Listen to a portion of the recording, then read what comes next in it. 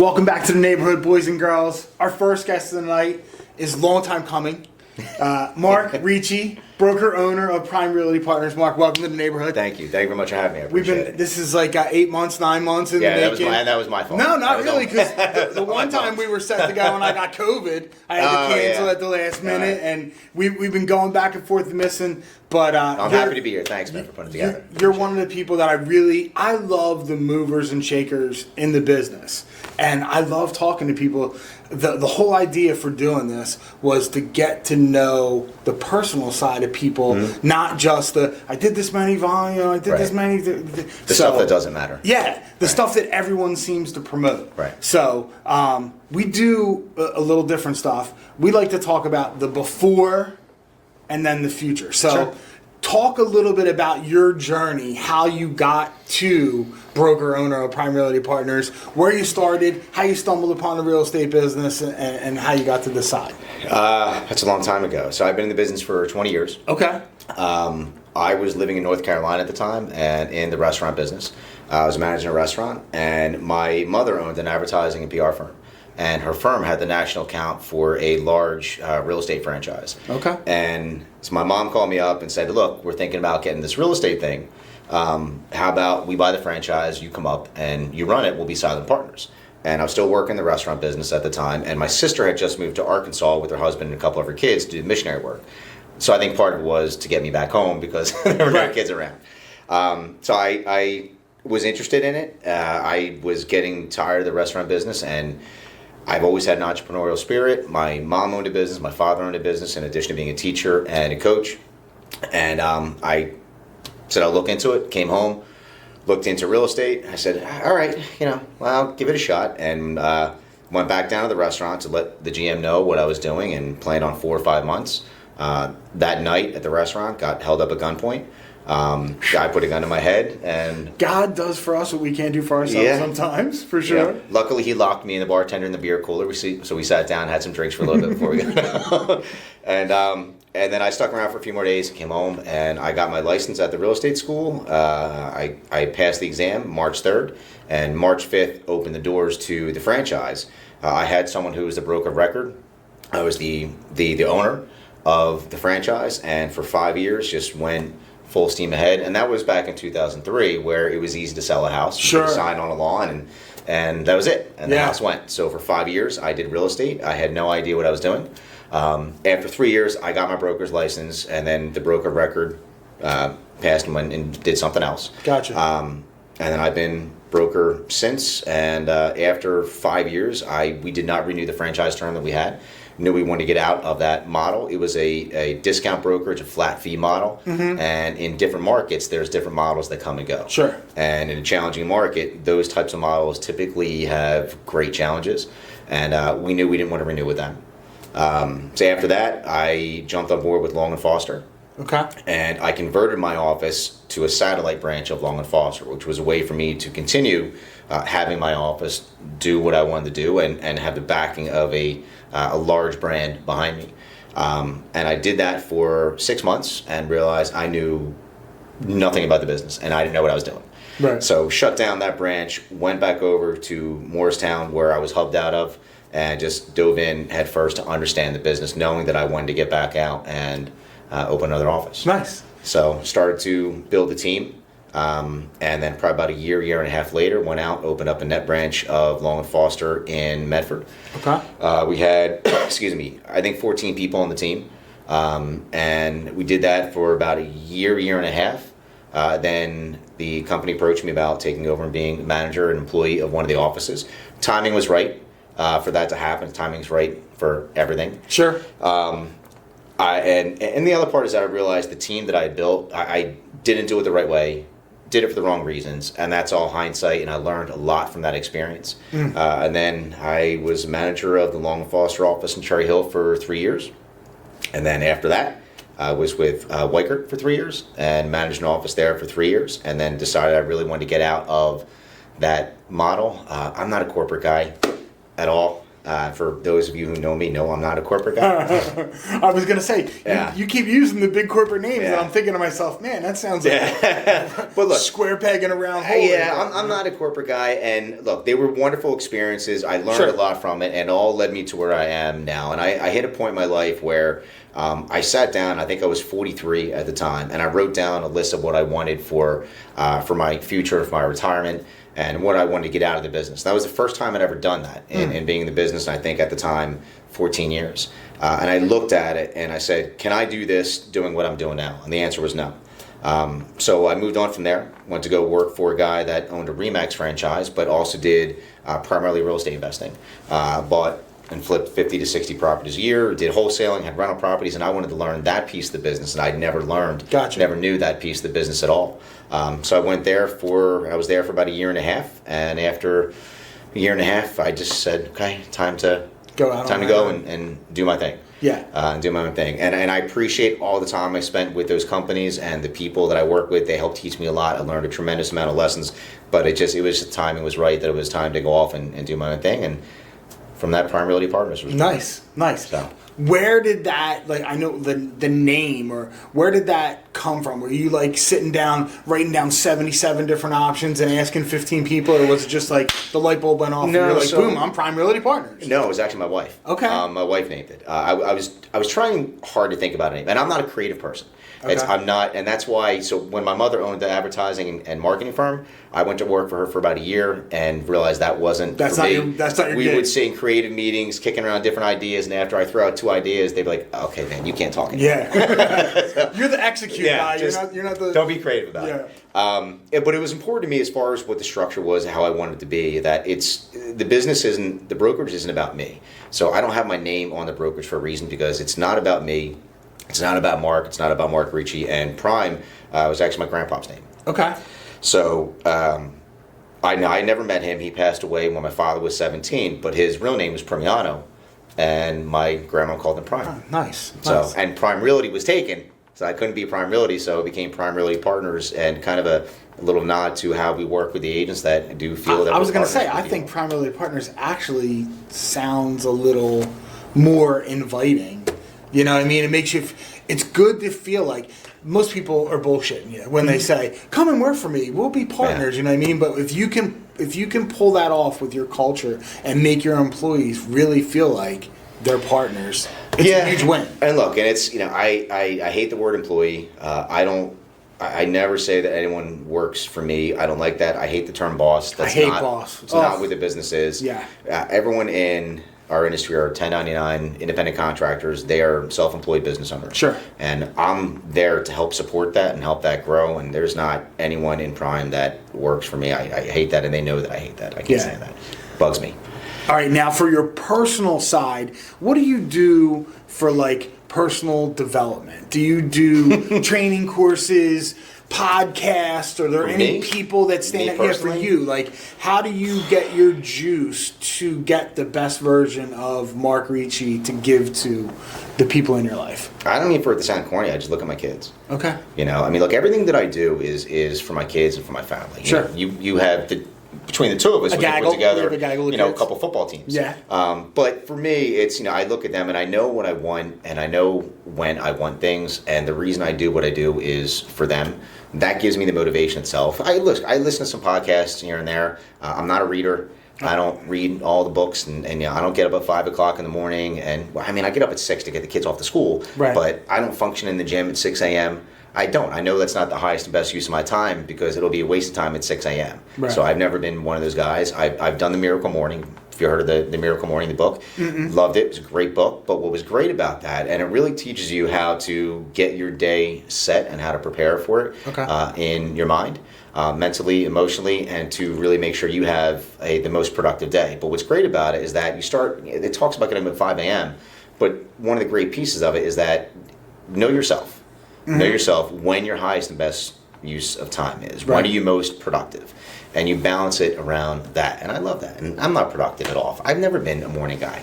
I've always been a nighttime guy. That's why I was in the restaurant business for so long. You know, I'd get home at 5 a.m. That part of self-awareness has to be that not everything works for everybody. Yeah. You know, like putting your highest and best use is where it's at, of course. So, I mean, it's, the development. And look, I'm a huge believer in self-education. So I do train my mind on the business a tremendous amount. I do it in different ways. I'll do it with podcasts. I read news a lot. I'll look at news. I'm not reading books, but I'll read the news. I'll follow up on market trends.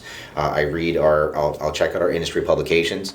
But I like to think of that I'm a better study of people, and I study people more than I'll study a book, because I think that's what leads to greater success with this business, because it's about people. What about time blocking, organization, efficiency? How do you structure? I live by my calendar on my phone. Okay. If it's not on my calendar, I don't know that it's there. My wife knows that. God bless you, babe. I love you. But please put stuff in the Google Calendar. Because if it's not in there, I don't know it's there. My wife doesn't watch this. So Sorry. I tell her all the time. It's in the She calls me, where you at? I'm like, I'm out. It's in the calendar. It's there right there. Well, you didn't tell me. I'm like, it's in the calendar. If you looked at the calendar that you're a part of, you I'm would good know at where time it was. blocking. I don't necessarily, I don't claim to follow it 100% of the time. Sure. I have everything in my calendar, and I have my days balanced. And, part of us getting together taking so long was just, I'll book out a couple weeks just because I know I have different things that I want to do. Try to teach that and coach that to my agents. Well, you have to be organized with your calendar and with your life. And one of the first things I put in there is my personal time. That's my personal time with my kids. And I love spending time with my kids in the morning, getting them off to school, getting their breakfast together, the lunch. My wife and I trade off in doing that and being with them in the morning. And then I typically tell my agents between 5:30 and 7:30, I'm not available. And I'm honest with that. Yeah. So I'm with my kids. Prior to that, after that, no problem.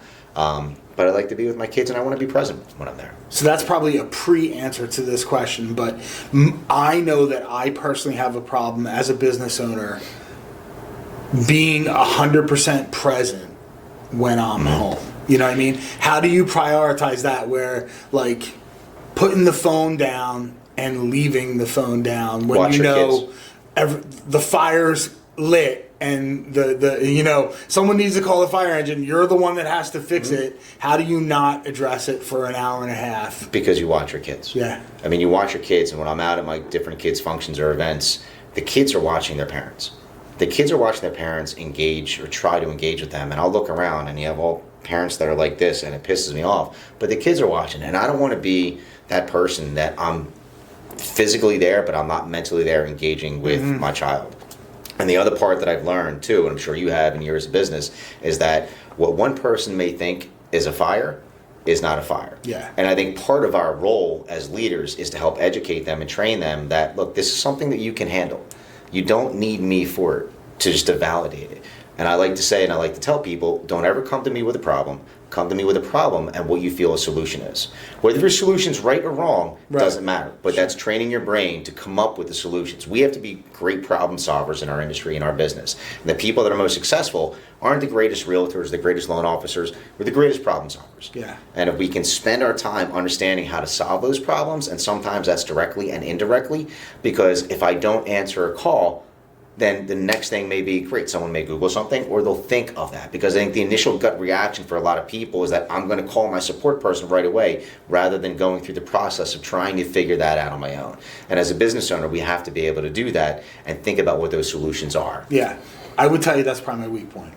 For sure. Yeah. I am a little bit of a control freak, and I will believe the lie that my mind tells me that if I don't fix it, no one else will. Yeah, and look, and I was too. And, there's certain circumstances and situations in your life that kind of flip the switch a little bit. Yeah. And that's, I remember specifically that I think we had 2 kids at the time, and we were living in Sicklerville at the time. And we lived in a townhouse, and, you go up the steps, and you have the spindles to the railing, and then the sheetrock, and the wall starts. Something happened, and my wife and I got into it, and she had one of the kids, and this is when I was working a ton, taking all the calls. I wasn't there. I wasn't present. And she goes up the steps and then pops her head back down, turns around. She says, I feel like a single parent.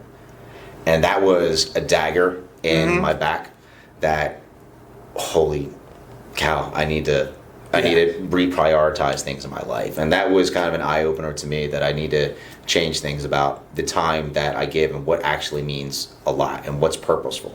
And to me, family is first. So I think I've learned, and look, everything I've learned is from mistakes that I made. Sure.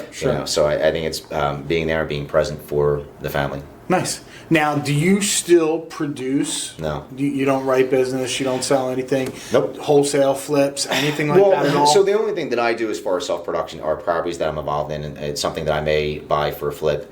I'll do some wholesale once in a while. I don't want to be in active production anymore. I mean, Gotcha. I think that takes time away, and I think that my obligation that agents join Prime, and I think one of our differentiators is the individuality that we give to our agents, and that is individual attention, individual coaching. I spend all my time with the agents, working with them, because you have 100 people in the brokerage and you have 100 different business plans.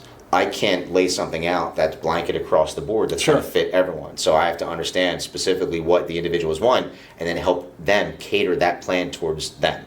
And that's where I spend my time. I spent years working with buyers and sellers. I don't want to do it anymore. I love working with the agents and coaching the agents. That's really where all my time is spent, and and I think that's part of the challenge when you look at things in the business, is that because there's so many people get into it for different reasons. My mom's one of my agents. She's 80 years old.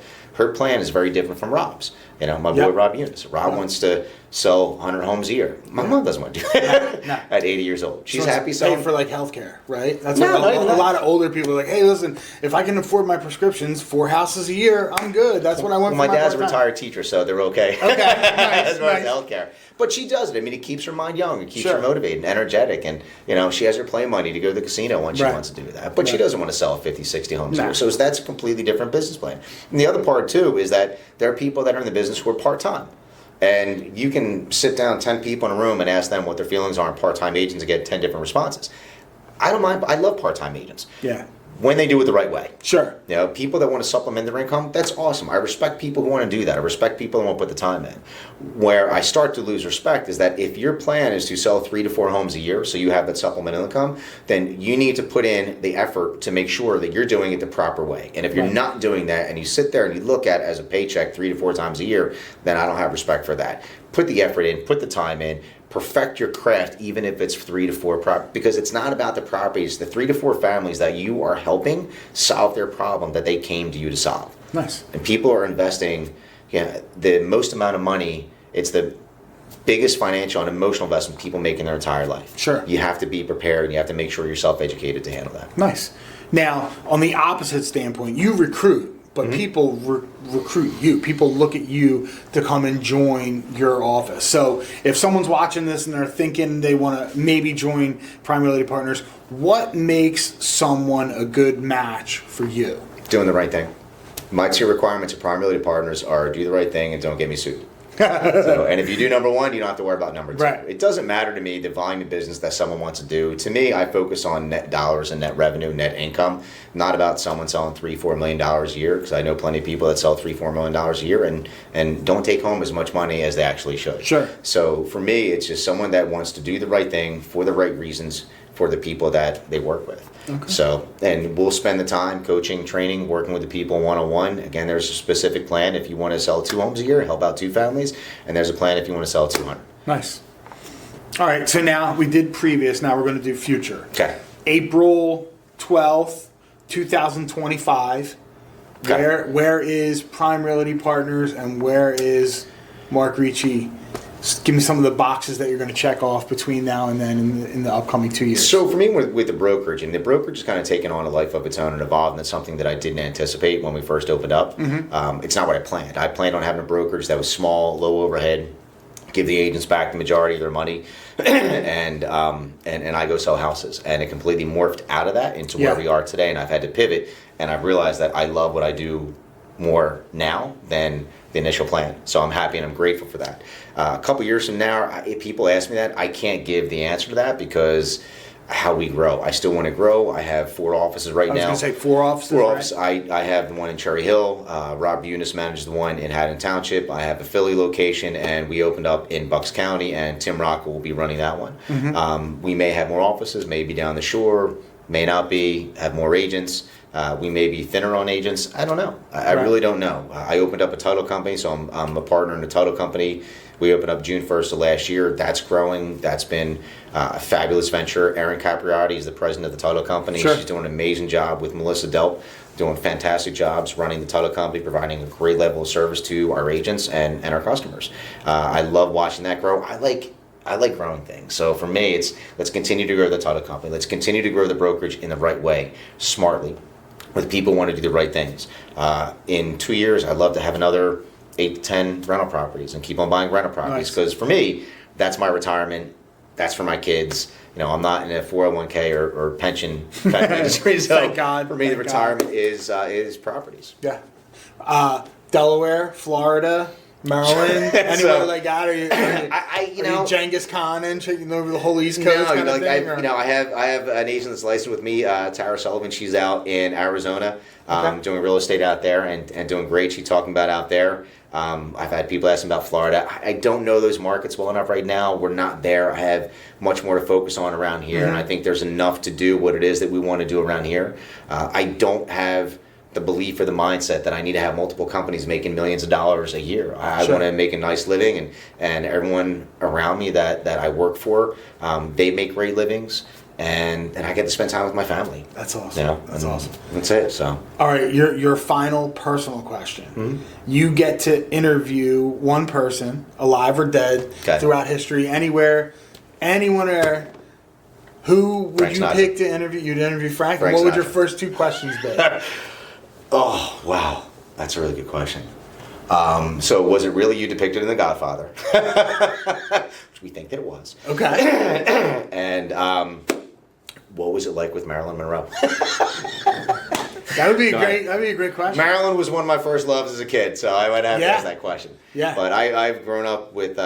It took me some time to actually understand Frank and what it was about. My father listened to Sunday with Sinatra and Friday with Frank, and we'd have Friday with Frank and listen to that while we go to the pizza day and get the pizza. Nice. So that's Frank would be the guy that I speak to, and I think part of that too is my father loved him so much, and my kids enjoy him now too, and we listen to him. Yeah. So and you pass it on to the kids. You still listen to Sinatra. Well, I won't say all my kids like him, but a couple of the kids listen to him right now, and I have a black velvet Frank Sinatra picture handed to me from my dad. That is and awesome. my wife has not allowed me to hang that in the house yet, but soon, babe, I'm telling you, we'll be able to hang that somewhere.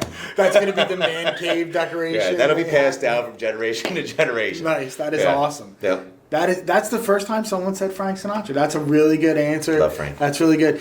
So you would have had the same answer because I would have said if you could have one musician come and play, I'd be Frank. Anywhere, it'd be Frank. So you would have the same answer to those questions. Just awesome. listen to him. Mark, thank you so much for coming by. Thank you very much. I really appreciate it. It's been wonderful. We'll be back with the next guest on Mr. Mortgage's Neighborhood.